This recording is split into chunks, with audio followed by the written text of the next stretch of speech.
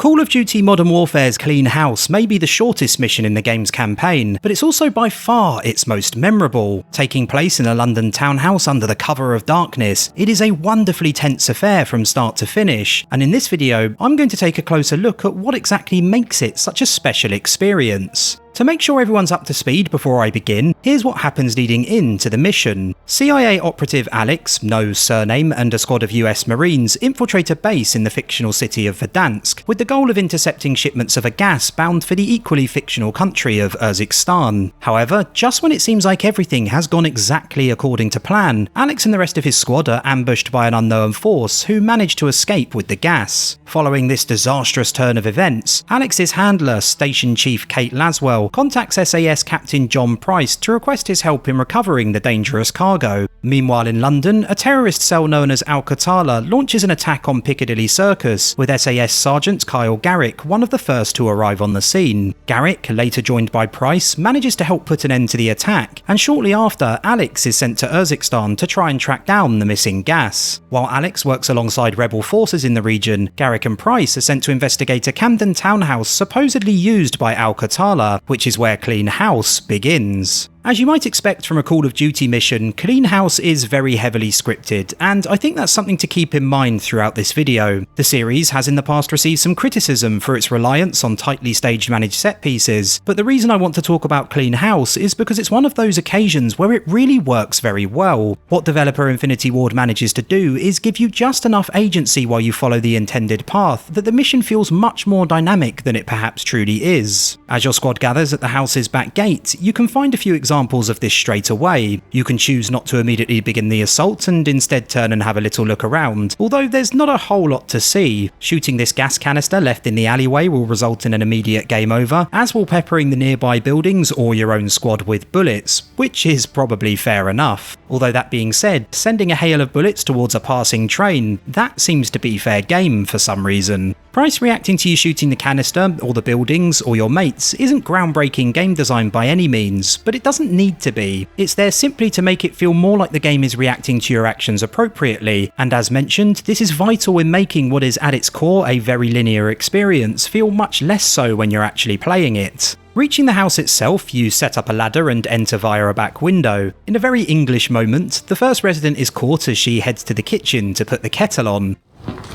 I'll get the kettle on. Quiet. And immediately after, you can eavesdrop on a conversation which doesn't make for great listening. We were supposed to have double the body count. It's all over the flippin' telly. That's the point. This is the United Kingdom. Do you think anyone walks around worried that they're going to get blown up? Well, now they do. It even ends when one of the group gets frustrated his tea is taking too long to arrive because it's England and we hate waiting for tea. The hell is she doing in there?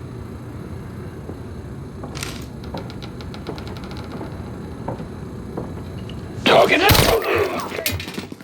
As you just saw, if you wait for the conversation to conclude, the man in question will spot you, but you can choose to strike earlier while you have the element of surprise using either the door in the kitchen or the entrance in the hallway. What you'll notice as you engage these first enemies is that Infinity Ward does a wonderful job of making Clean House feel incredibly visceral through the huge amount of custom animations used during the mission. The woman reaching for a gun after being discovered and the pair who won't always die right after being shot does a huge amount to drive home the feeling of actually being in close quarters combat. Also, there's a nice touch here I'd imagine some may not have noticed. If you put your night vision goggles on and shoot out the lights, it's much easier to take the trio out. The game hasn't prompted you to actually use your night vision goggles yet, but it's a lovely thing to discover during repeat playthroughs or if you're thinking outside the box during your first. Once the trio have been dispatched, you'll likely hear shouts from upstairs indicating others are aware of your presence, including mention of a man with a shotgun hiding in a bathroom.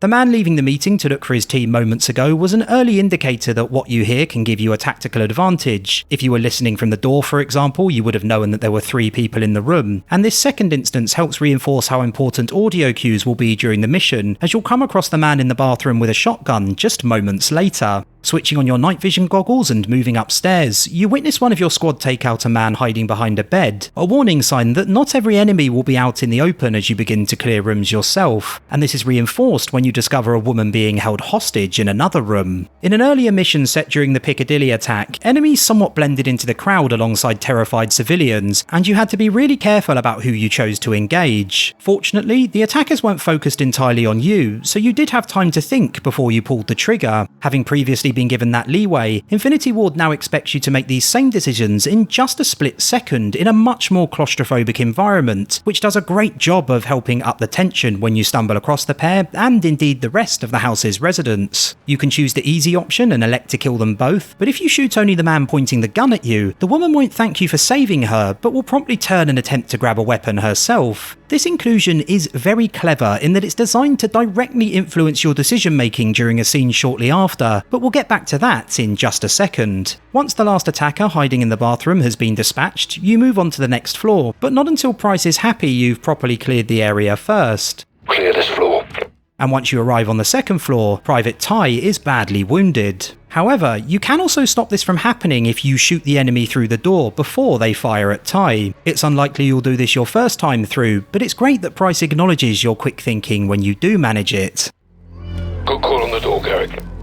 Right at the stairs. Bravo 6 taking the third floor.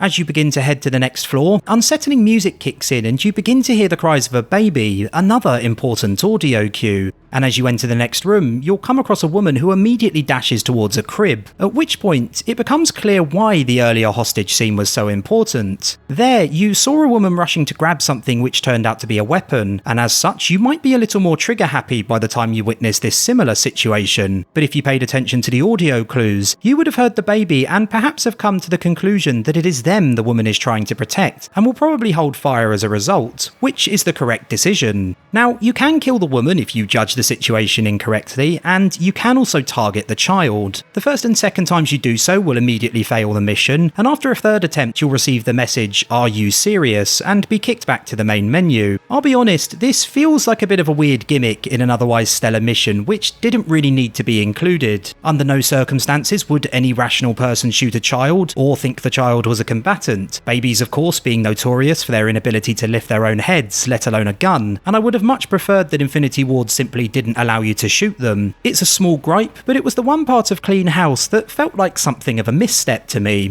There's one more enemy to take out on this floor who hides under a bed, which again goes a great way towards making the mission stand out in terms of its one-off moments, but unfortunately that's the second to last encounter before you head to the top floor of the house. On the top floor you'll come across a woman who claims to have been locked in the final room, but if you're paying attention to her body language, it's clear she's backing towards and briefly glancing at something on a desk behind her. If you don't spot the visual clues, she'll make a grab for the detonator and Price will promptly take her down, although I'd wager those who are switched on will have likely realised what was about to happen and will have already taken her out themselves. If you don't do the job yourself, you're given a second opportunity to take her down after Price's first shot, just in case it took you a second or two to realise what was going on. Once she's been dispatched, Garrick and Price discover a laptop which points to the location of Al-Qatala's leader, the Wolf, and the mission reaches its conclusion. What I hope I've managed to highlight during this video is what an incredible job Infinity Ward does of making a linear scripted sequence feel far more alive than it actually is. The audio-visual cues throughout do a wonderful job of letting you know what to expect while also keeping you on edge. The amount of bespoke animation used gives it a more visceral feeling than most other missions in the series, and the acknowledgement by other characters of your actions here and there helps create a much greater feeling of agency. This all combines beautifully with a marked decrease in pace compared to previous missions to make Clean House an experience you'll likely remember for a long time after playing it. All gillied up from the original Modern Warfare is always the first mission I point to as showing off the best the Call of Duty series has to offer, so it seems rather fitting then that some 12 years later this new entry in the series features its own mission which I think will be talked about for many years to come. It may not have the runtime of some of the longer missions in the franchise, nor the spectacle we've perhaps become accustomed to, but what it does have in abundance is quality.